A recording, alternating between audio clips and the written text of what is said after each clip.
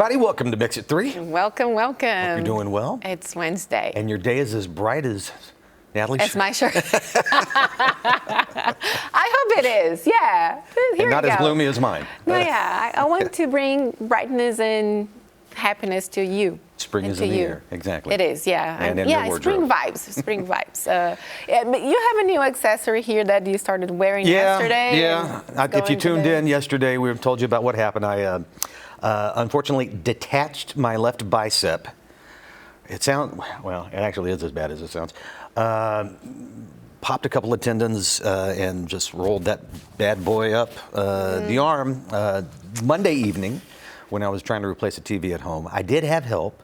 By the way, thanks to a couple of viewers reaching out to me personally and asking and their concern. I appreciate that. So yeah, found out I will be going under the knife.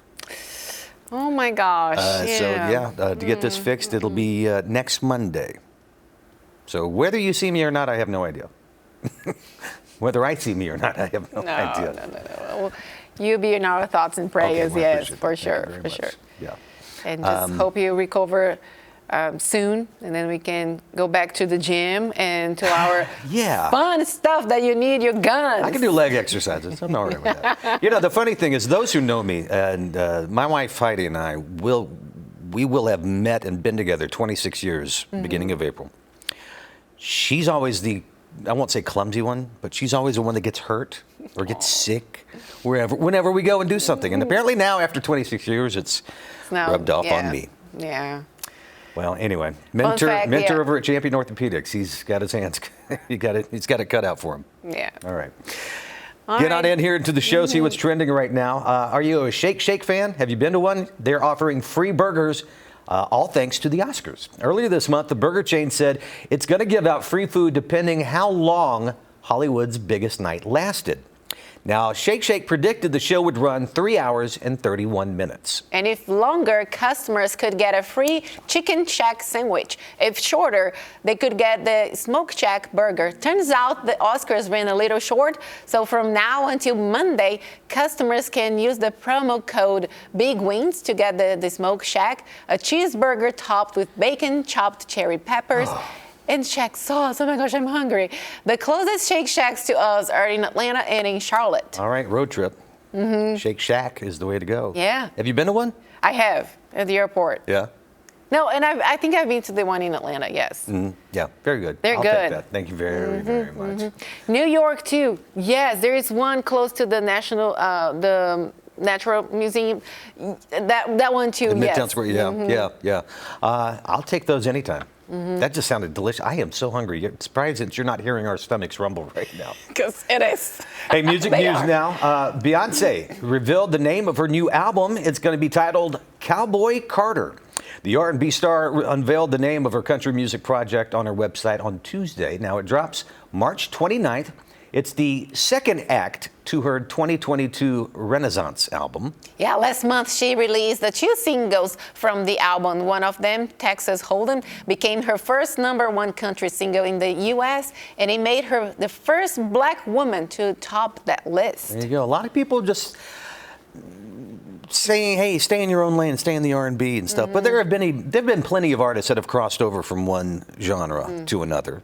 And of course, now there's talk, Dolly Parton saying that there may be a Dolly Parton tune when the album is released. Possibly Jolene? Yeah. We'll see. Okay. I'm curious to see that. And her new song, the Texas Hold'em, is so good. Yeah. It is good.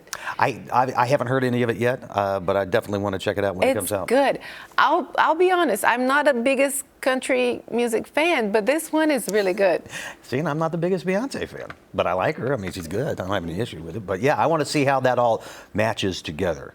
It's good. Keep an open mind, everybody. Yes, yeah. Hey, check this out. Shoppers snapped up branded mini tote bags from a Trader Joe's grocery store location in Chino Hills, California, back on March 2nd.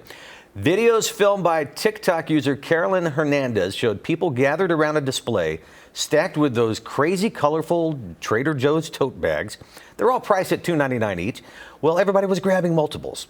Check this Look at that. out. So according to news reports, many of the mini totes are being resold online for a massive profit.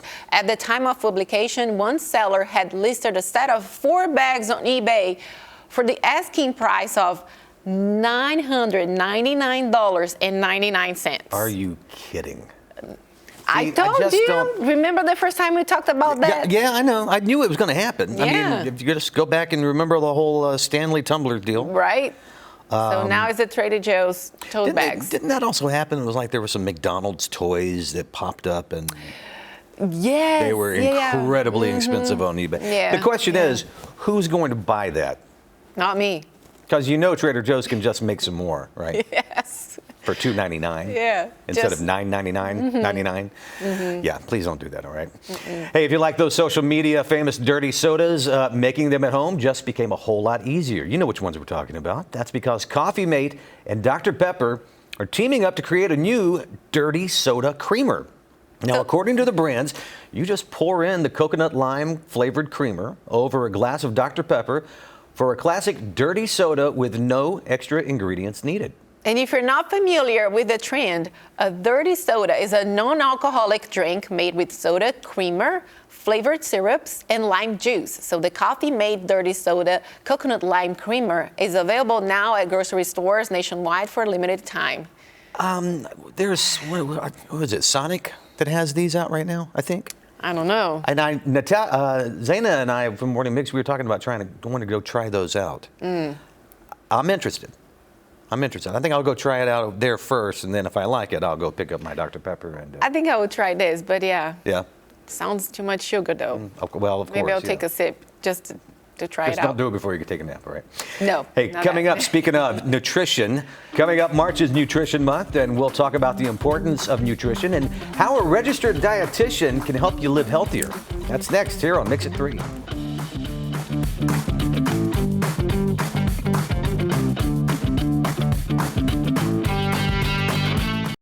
March is National Nutrition Month, and today we are joined by Rachel Johannick, a clinical dietitian and certified specialist in oncology nutrition at the Georgia Cancer Center. Thanks for joining us today. Thank you. Thank you so much for having me. So we have you here to talk to us about National Nutrition Month. Let's go ahead and start with what that is and what's the theme this year. Yeah, so National Nutrition Month is an annual campaign and celebration by the Academy of Nutrition and Dietetics to promote nutrition awareness and health. And like you mentioned, every year has a theme. So this year's theme is Beyond the Table, which is promoting not just healthy eating, but also factoring in the environment when you're making those choices. And one of the areas that everyone is struggling right now is eating healthy on a budget. So do you have any suggestions for this? I certainly do.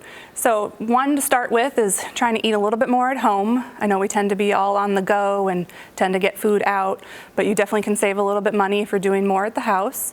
While you're thinking about that, the best thing you can do is meal plan. So you can make grocery lists to kind of go with that. You can think about the different recipes. If you have something that you know you'll buy more of than you necessarily need, you can use that into the next recipe so you have less waste too. But also when you have a grocery list, you tend to stick to that list a little bit better than if you just kind of go in with an idea into the grocery store. You tend to come out with a lot more things in your cart than you necessarily need. Very true. So that's all really helpful for the budget. But you can also take advantage of sales. So it's good to peruse the stores that you're thinking of shopping at the most and see what they have on sale. You may only need like a pound of chicken that week, but if they have, a bulk container of chicken that's on a good price, that's worth go ahead and spending now, and you can freeze portions for later to save on. Right. And don't go to the grocery store when you're hungry. Yes, You'll that's buy another even great more. tip for sure. Richard, you mentioned environment at the beginning. Obviously, there are ties to everything with that, correct? Yes, I mean, the environment is quite literally how we get our food, from the produce being grown there or things like grains being given to the livestock. And so it's important to kind of think about that when we're making our food choices. The best way you can make a good environmental impact is thinking about how local you can shop. If it has to travel from far, then it's definitely going to have more of an impact on the environment versus if it's much more to the area. And we're in a fortunate space where pretty much all the counties around us have farmers markets that are getting ready to start back up. And they run a lot longer than, say, if you're in the Midwest too. They usually run into like October, November. So we have a lot of farmers that you can get that local produce from, and including things like eggs and honey and even some of the meat as well. So that's a great way of shopping to do that, keeping the environment in mind. You can also think about that food waste as well. So the less you're having to put into the trash, the less of an environmental impact you're having with that as well. Love that. Great tips. Yeah. But what about getting bored with the food choices? I feel like healthy food is always like the same thing, but it can be different too, right? Right, yes. Everyone thinks that, it's just like I gotta eat a salad every day, and salads are great, but that's not what you necessarily have to do. One of the best ways to kind of get variety is really think about your herbs and spices that you're using.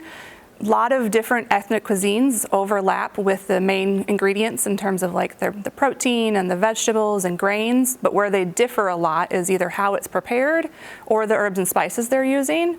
So you can think about that when you're making that shopping list too. You may have similar ingredients on the list, but you're also making sure to kind of get a little variety with that different spice. All right, good points, good points. Yeah. And if people would like to learn more about this for National Nutrition Month, where can they go? So you can go to eatright.org, which is the Academy's website, and they have National Nutrition Month all over the front page with that. You can also just search National Nutrition Month and it'll take you right there as well. Okay, good to know. Rachel, thanks so much for joining us. Thank you so Appreciate it. much.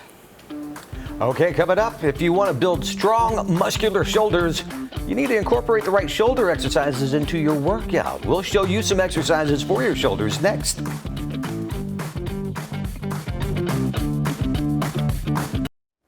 Well, not only do well-developed shoulders improve your physique, but they also play a crucial role in upper body strength and overall athletic performance. Yeah, but with so many shoulder exercises out there, it can be overwhelming to know which ones to prioritize. Dr. Jed showed us some easy and effective shoulder exercises. Check this out. All right, we're back in the gym with Dr. Jed. What's up, y'all? We are working out our shoulders today, right? And some parts that are kind of neglected, right? Yeah, shoulders don't get as much attention as training chest or arms, but honestly, they're one of the things that, male or female, what you're wearing, really makes your clothes kind of fit better. It broadens you out a little bit. That's why a lot of suits have actual shoulder pads built in. Much better to just have your own. Yeah. Also a good functional balance thing, all that, but And you want that little cut. you want that little guy, Yeah. yeah. Okay. And especially when we talk about longevity, because something that we've been talking for months here, you want to have your shoulders in good fit. Absolutely. So you can do all the motions when you're getting older. Correct. Yeah, by keeping a baseline level of strength in your shoulder, Yeah. that's going to allow you to do a lot of the stuff you like through a lot later years, be that playing tennis, playing golf. Chopping you just wood. use your shoulders. Chopping wood if you visit me in Montana. Fun pastime. Any of those things, you're just going to use your shoulders. And it's going to be your primary kid or grandkid grabbing muscles. Yeah. Whenever you're there, they always love to be put in the air. You're using your Yeah. shoulders for that. Yeah, love that. All right, so what is the first exercise that we're doing? Perfect. So first one we're going to do is going to really hit the front and kind of the side part. What people tend to do incorrectly with shoulders is they neglect the back part. So we're going to make sure we get a nice rounded training program. So we'll grab our dumbbells. And then we're going to bring them up to shoulder level. So just kind of pop them up there. This one's called an Arnold press, probably because Arnold's the man. And basically we're having it up here and everything's really tight. We're not like relaxed and saggy. We're real tight, core's real tight. And then what we're gonna do is just turn and come up and back down. Up and back down. Whenever you're doing shoulders, you wanna really pay attention to kind of how your neck feels. Everyone has some degree of neck stuff, so just kind of make sure that you're moving your neck in a manner that feels really good while you're training through that exercise. Okay. So again, that one is going to hit your front and your sides pretty well. Okay. Come down with these. Generally speaking, kind of a 3 to 4 sets, anywhere in that 8 to 12 rep range is just a real good kind of starting point for that. Now we want to focus on this back part of our shoulders, which gets neglected a little more. You're going to need a much lighter dumbbell on this. Okay. So just go ahead and grab those. I'll just steal these from you. And this is called a rear delt fly. Again, very lightweight, concentrate on the form. I'm even going to turn just a little bit so you can kind of see from the side, but once again, we're going to use that hinge motion. So we're here, and butt's going to go way back, and then what we're doing is just coming up and squeezing our shoulders and back down. Squeezing, back down. Squeezing, back down. Squeezing, back down. Perfect. And again, this one's going to be a really lightweight. 15s for me is honestly kind of upper limit of what I'd actually use. Right. Because it's the kind of thing where by really concentrating on your form and your squeeze, you just don't need much weight. You know, you can move more weight, slopping it around, but you're actually getting more work the other way. And you get, again, you're getting 8 to 12 reps. Yeah, right in there. I do like a little bit rounds. higher on there, like around 3 sets of 12 reps. And just kind of getting that good squeeze. And again, it being shoulders, you really want to watch your form on this, make sure it's correct. Yep. And like you said, with light weights, for people with shoulder injuries like me, you really want to make sure it's light. And realistically, you know, both of us are starting to get a couple little like grays popping in. I don't know what you're talking about. At that point, most people just wind up having some degree of shoulder pain in there. So it's something you have to pay attention to. Often very subtle movements can kind of change whether you feel pain.